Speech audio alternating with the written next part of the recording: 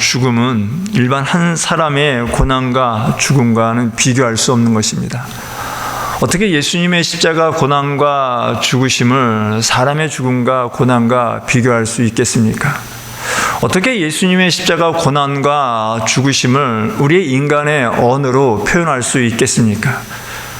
그저 우리가 할 수 있는 최고의 표현이라면은 예수님의 십자가 고난과 죽으심은 거룩하고 위대하신 고난이고 죽음이었다라고 밖에는 표현할 수밖에 없을 것 같습니다. 예수님의 십자가의 고난과 죽음은요, 비교할 수 없는 것으로, 그 어떤 것으로 광대하고 위대하신 고난이고 죽음이신 겁니다.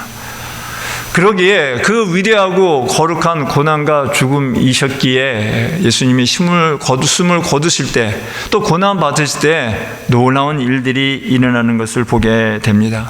신비로운 일들이 일어나는 것을 보게 된다는 겁니다. 여러분, 이 땅에 그 어떤 인간이 죽었을 때 놀랍고 신비로운 일이 일어나겠습니까? 기껏 우리가 한다는 것은요, 어떤 한 영웅이 죽었을 때 비가 오면은 하늘이 슬퍼하는구나 라고 말할 정도예요. 여러분, 근데 이 땅에 그 어떤 사람이 죽어도 신비로운 일이 일어나지 않습니다. 오직 예수 그리스도만 고난받고 죽으셨을 때 신비로운 일이 일어났던 겁니다. 왜 그렇습니까? 그 바로 예수님이 하나님의 아들이시기 때문에 그렇습니다. 그래서 사복음서에는 예수님의 십자가 고난과 죽으실 때 신비로운 일들을 여러 가지를 기록하고 있습니다. 각 복음서마다 조금씩 다르게 기록하고 있는데, 우리가 요즘 고난주간에 살펴보고 있는 마가복음에서도 예수님의 십자가 고난과 달려서 고난받으시고 죽으실 때 특별히 세 가지를 신비로운 일을 이야기하고 있습니다. 첫 번째 신비로운 일은요, 가장 화나야 할 정오에 어둠이 몰려왔다는 겁니다. 33절을 보면 이렇게 말합니다. 제6시가 되매 온 땅에 어둠이 임하여 제9시까지 계속하더니 라고 말하고 있습니다. 예수님께서 당시 유대인의 시간으로 금요일 제3시, 그러니까 현재 시간으로 9시에 십자가에 달리셨습니다. 그런 이후에 3시간 동안 달려 계신 동안 조롱과 모욕을 당하셨고 피를 계속 흘리셨던 거죠. 그러던 중 태양이 가장 뜨겁고 가장 빛나게 되는 정오가 되었을 때, 유다인의 시간으로 6시가 되었을 때 갑자기 어둠이 몰려오기 시작한 것입니다. 여러분, 이것은 상식적으로 도저히 납득할 수 없고 이해할 수 없고 설명할 수 없는 겁니다. 아무리 뛰어난 천체 물리학자라 할지라도요, 기상학자라 하더라도 이것은 설명할 수가 없는 신비로운 일입니다. 분명히 일어난 신비로운 일, 상상과 이성과 논리와 과학을 초월한 놀라운 신비로운 일이 일어난 거죠. 여러분, 이렇게 초월한 거, 과학과 상식과 논리를 초월한 일이 일어난 것을 어떻게 해석하고 어떻게 풀이할 수 있겠습니까? 오직 한 가지예요. 이거는 하나님이 하신 일이다 라고 밖에는 말할 수 없다라는 겁니다. 하나님의 개입이 있으셨다라는 거죠. 그러니까 하나님의 개입이 있다라는 증거가요, 바로 예언의 말씀입니다. 구약의 아모스 8장 9절을 보면 이렇게 말합니다. 여호와의 말씀이니라. 그날에 내가 해를 대낮에 지게 하여 백주의 땅을 캄캄하게 하며 라고 말하고 있습니다. 결국 예수님의 십자가 고난 받으실 때 정오가 환한 날이 어두컴컴해진 것은 말씀의 성취였다라는 거죠. 여러분, 예수님의 십자가 고난과 죽으심은 갑자기 이루어진 것이 아니라 구약에부터 태초부터 하나님께서 계획하신 가운데 이루어진 것으로서 말씀의 성취였다라는 겁니다. 예수님께서 십자가에 고난받는 가운데 대낮에 어두운 것, 여러분, 이 어두워진 것은 이거는 사랑하는 아들을 죽을 수밖에 없고 고난에 쳐놓는 그 아버지의 그 슬퍼하는 마음, 그 어두운 마음을 이렇게 표현한 것이라 볼 수 있다라는 겁니다. 여러분, 하나님께서도 아버지시고 또 아들을 사랑하시는 분입니다. 그럼에도 불구하고 그 아들을 우리의 죄를 사하기 위해서 버리신다는 것은요, 가슴 아픈 일이다라는 거죠. 그 가슴 아픈 것을 이렇게 어둠으로 표현했다라는 겁니다. 여러분, 예수님이 십자가에 고난받고 죽으실 때 하나님도 아프셨다는 거예요. 저와 여러분이 예수님을 믿고 하나님을 믿고 고난받고 힘들어할 때 우리 하나님도 가슴 아파하시는 거예요. 우리가 힘들어하는 것을 보고 아이고 그 쌤통이다 라고 말하시는 분이 아니에요, 여러분. 우리처럼 가슴 아파하시는 거예요. 그러나 참고 인내하시는 거죠. 왜요? 우리가 더 좋은 곳이 있고 더 큰 뜻을 이루시기 위함이었다라는 겁니다. 어두움은 곧 하나님의 마음이셨다는 겁니다. 이런 마음을 알고 예수님은 또 십자가 선상에서 여러 가지 말씀하십니다. 총 7가지를 말씀하시는데 그것을 가상칠언이다 라고 말합니다. 근데 마가는요, 그 중에 4번째 말을 기록합니다. 엘리 엘리 라바 사박다니라고 말하고 있습니다. 이 말은 나의 하나님 나의 하나님 어찌하여 나를 버리셨나이까 라는 말입니다. 이 말은 시편 22편 1절에서 다윗이 한 말입니다. 다윗이 피난하면서 힘들고 어려운 가운데서 잠시 동안 하나님이 나의 기도를 듣지 않으시는구나, 하나님이 나를 버리셨구나 라는 그 인간적인 감정이 들었을 때 그 하나님께 드리는 탄식의 처절한 부르짖음이었던 거예요. 이 부르짖음을 예수님께서 십자가 선상에서 이런 부르짖음을 인용을 한 겁니다.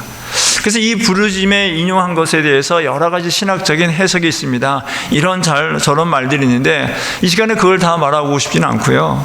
가장 중요한 건요, 문자 그대로 다윗이 이것을 인간적인 마음으로 탄식했듯이 예수님 또한 인간 예수님으로서 이런 탄식의 부르짖음을 가졌다라고 볼 수 있다는 거죠. 예수님은 십자가의 고난과 죽으심을 아셨습니다. 그것 때문에 이 땅에 오셨습니다. 또 그래서 그것을 기도로 준비하셨고 그렇게 해야지만이 저와 여러분 우리의 죄를 사하여 사함받고 하나님과의 관계가 회복된다는 것을 그 누구보다도 잘 아셨던 분이에요. 그걸 준비하셨습니다.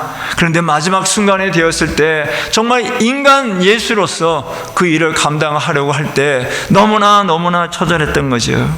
너무나 가슴 아팠던 거죠. 너무나 힘들고 지쳤고 안타까웠다라는 거죠. 그래서 마치 그러는 거예요. 하나님 때 인간 예수로서 아버지 도대체 왜 이렇게 나를 힘들게 하십니까? 내가 당신의 사랑하는 아들이라고 하면서 어찌하여 나를 이렇게 힘들게 하고 모멸과 조롱에 놓여 이 죽음에 임하게 하십니까? 라고 하는 그 하나님을 향한 인간의 탄식이라는 거죠. 여러분, 마치 우리가 하나님을 믿고 나아감에도 불구하고 하나님이 선한 것을 주신다는 걸 알면도 불구하고 때로는 우리도 인간이기에 인간적인 생각이 앞서 하나님 이게 뭐예요? 라고 부르짖는 그런 모습이 아닐까 하는 생각을 해보게 됩니다. 여러분, 이렇게 하나님께 탄원에 부르짖는 그 예수님의 그 부르짖음을 하나님께서 들으시고 하나님 마음은 어떠셨을까요? 매정하셨을까요? 냉정하셨을까요? 하나님께서도 가슴이 아프셨으리라 생각을 합니다. 힘드셨을 거라 생각합니다. 그러나 어쩔 수 없기에 더 많은 자들을 살리기 위해서 하나님의 구원의 뜻을 이루기 위해서 하나님은 묵묵히 하셨을 거예요. 근데 그 묵묵히 한 그 마음, 그러나 가슴 아픈 마음, 여러분 가슴이 찢어지는 듯한 가슴이 아프셨을 거라고 저는 생각합니다. 그 찢어지는 마음을 또 휘장이 찢어지는 것으로 표현했다라는 거죠. 두 번째 신비로운 일이 일어난 것은요, 그 예수님이 운명하실 때에 성서 휘장이 위에서부터 아래로 찢어졌다라는 겁니다. 37절과 38절입니다. 예수께서 큰 소리를 지르시고 숨지시니라. 이에 성서 휘장이 위로부터 아래까지 찢어져 둘이 되니라 라고 말하고 있습니다. 칠흑같이 어두움이 몰려온 정오부터 3시간 이후에 예수님은 숨을 거두셨습니다. 그러니까 현재 시간으로 오후 3시에 숨을 거두신 것입니다. 그 숨을 거두시는 그 순간 성소에 있던 하나님의 임재를 상징하는 법궤가 있는 지성소와 성소를 막고 있는 그 휘장이 위에서부터 아래로 찢겼다는 거예요. 여러분, 휘장의 높이는 대략 4.5m 정도 내외 됩니다. 하나님께서 모세에게 명하신 거죠. 하나님의 임재를 상징하는 그 법궤가 있는 지성소와 성소를 가로막고 아무나 들어오지 못하게 했어요. 왜요? 그 죄 있는 자는 그것에 들어오지 못하는 거예요. 그래서 이 대제사장이 1년에 단 한 번 대속죄일에 회개하고 자복하고 1년에 단 한 번 들어가는 곳이 바로 이 지성소였고 그 휘장이었습니다. 여러분, 이 휘장을 누가 찢을 수 있겠습니까, 여러분? 어느 사람이 이 휘장을 찢을 수 있겠어요? 유대 종교 지도자들이요, 이거 들어가기도 힘든 것이에요. 찢는다는 건 생각조차 못하는 겁니다. 그리고 여러분, 성경에 보니까 찢어지는 방향이 어떻다고 얘기합니까? 밑에서 위에서 찢어지는 것이 아니라 위에서부터 아래로 찢어졌다라는 거예요. 이건 사람이 한 것이 아니라 하나님이 하셨다라는 거죠. 그 예수님의 그 부르짖음에 하나님도 가슴이 아파서 그 가슴이 찢어지는 듯한 그 표현을 한 것이 아닐까 하는 저는 생각을 해봅니다. 더 나아가 이제 예수님의 십자가 죽으시는 그 순간, 그동안 죄로 인하여 하나님과 맞고 있던 그 휘장이 완전히 찢어짐으로 말미암아 이제는 더 이상 죄로 인하여 주님께 나가지 못하는 그 장막이, 휘장이 사라지게 된 거예요. 여러분, 하나님이 찢으셨다는 거예요. 예수님이 숨을 거두시는 그 순간 위에서 하나님이 찢으신 거예요. 왜요? 이제 예수님이 숨지는 그 순간 모든 자들의 죄를 사하여 주셨기 때문에 그렇습니다. 예수님이 십자가에 죽으시는 동안, 죽으시는 그 순간 우리의 모든 죄는 죄사함 받아 하나님 앞에 나아갈 수 있는 거예요. 모든 이들에게 이런 기회가 주어졌습니다. 그러나 모든 이에게 이 기회가 주어졌다고 해서 모든 이들이 이 기회를 잡는 건 아니더라고요. 예수님이 십자가에 고난받고 죽으셨다라는 것을 믿는 자들, 그 믿는 자들만이 예수님으로부터 죄사함을 받아, 그 죄사함을 받아 하나님 앞에 나아가게 됐다는 거죠. 그러니까 예수님의 십자가에 죽으신 이날 우리가 기억하며 예수님을 믿기로 하는 우리는요, 우리의 모든 죄가 이미 죄사함 받은 자들입니다. 이 죄사함 받고 우리는 하나님 앞에 나아갈 수 있는 거예요. 나아가서 하나님을 이제는 아바, 아버지라 부를 수 있게 된 겁니다. 그 예수님의 죽으심으로 말미암아 우리는 하나님을 나의 아버지라 부를 수 있게 되었다라는 거죠. 이렇게 예수님이 죽으시는 그 순간에 또 다른 여러 가지 놀라운 신비로운 일들이 있습니다. 마태복음에서도요, 이 신비로운 일들을 많이 이야기하고 있습니다. 특별히 마태복음 27장 51절부터 54절을 보면요, 땅이 흔들렸대요. 진동이 일어났다고 합니다. 바위가 흔들렸다 터졌다는 겁니다. 무덤이 열리고 잠자던 자들이 일어났다는 겁니다. 이런 것들이 많은데도 불구하고 마가는 이런 걸 다 기록하지 아니하고요, 이렇게 휘장이 위에서부터 찢어지는 것만 기록하고 있어요. 마가는 가장 중요한 거가 바로 죄사함, 하나님과의 장벽이 무너졌다라는 것, 그 장벽이 허물어졌다라는 것들을 강조하기 위해서 마가는 이 휘장만 기록한 것으로 보여집니다. 여러분, 죄사함 받은 우리들입니다. 근데 여러분, 마가는요, 이런 신비로운 일 말고 또 다른 신비로운 일을 기록하고 있습니다. 그것은 바로요, 그 예수님의 십자가 현장에서 십자가의 모든 것을 보고 회심하는 그 백부장의 이야기를 기록하고 있다는 겁니다. 39절은 이렇게 말합니다. 예수를 향하여 섰던 백부장이 그렇게 숨지심을 보고 이르되 이 사람은 진실로 하나님의 아들이었도다 하더라 라고 말하고 있습니다. 여러분, 예수님께서 십자가에 고난받으시고 운명하실 때 그때 놀라운 신비로운 일들이 있었고, 그 신비로운 일들은요, 많은 사람들이 보았습니다. 많은 사람들이 보았음에도 불구하고 그 십자가의 죽으심으로 말미암아 예수님이 하나님의 아들이다 라고 고백하는 사람은 단 한 사람뿐이었어요. 여러분, 이 백부장이 이 예수님을 하나님의 아들이다 라고 고백하는 것은요, 너무나 신비로운 일입니다. 여러분, 이건. 여러분, 당시 백부장은 로마 사람이잖아요. 로마 사람은요, 그 황제 사상이 있기 때문에 황제만이 신의 아들이라고 보았어요. 황제만이 하나님의 아들, 자기들이 믿는 아들이라고 보았지 그 누구도 신의 아들로 보지 않았습니다. 그랬던 이 백부장이 예수님이 십자가에서 고난받으시고 그 고난받는 가운데 이루어진 일들, 그 십자가에서 숨을 거두시는 순간 일어난 일들을 보고 그 예수님이 정말 하나님의 아들이었구나라는 것들을 깨닫고 고백한다라는 거죠. 여러분, 이 백부장은 예수님의 십자가형을 알고 의도해서 한 거 아니었습니다. 빌라도가 명령했기 때문에 그 명령을 받아 어쩔 수 없이 예수님의 그 사형 집행이 있는 그 골고다에 있었고, 그 예수님의 사형하고 십자가에 죽는 것을 보았던 거예요. 어쩔 수 없이 그 현장에 있을 수밖에 없었던 겁니다. 명령 때문에 있을 수밖에 없었던 겁니다.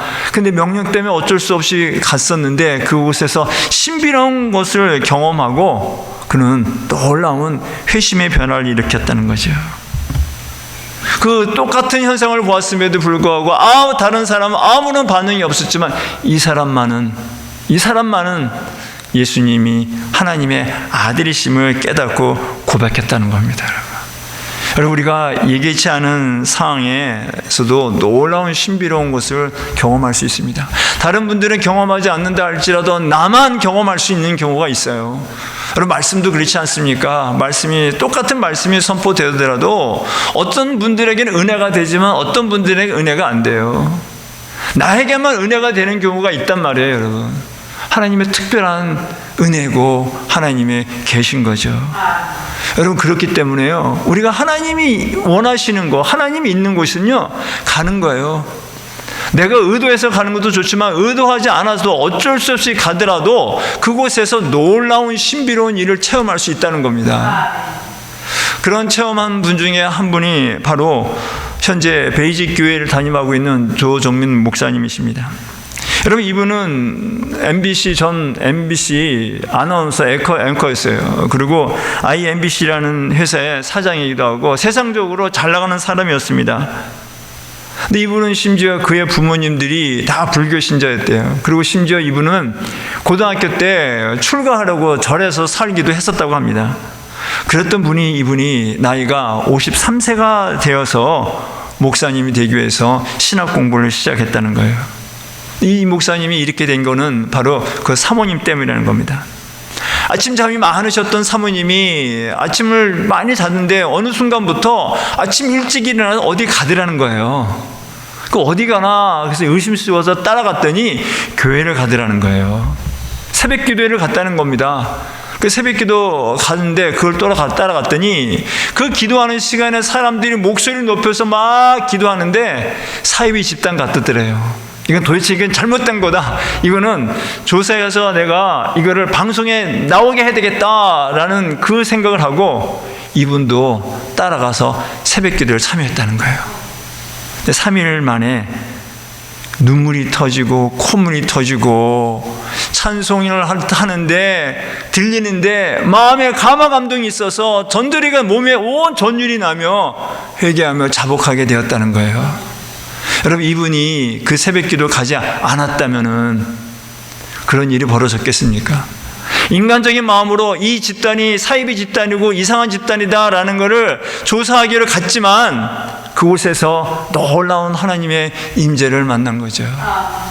여러분, 그렇기 때문에 여러분, 우리는요 하나님의 예배 자리에 갈 줄로 믿어야 합니다.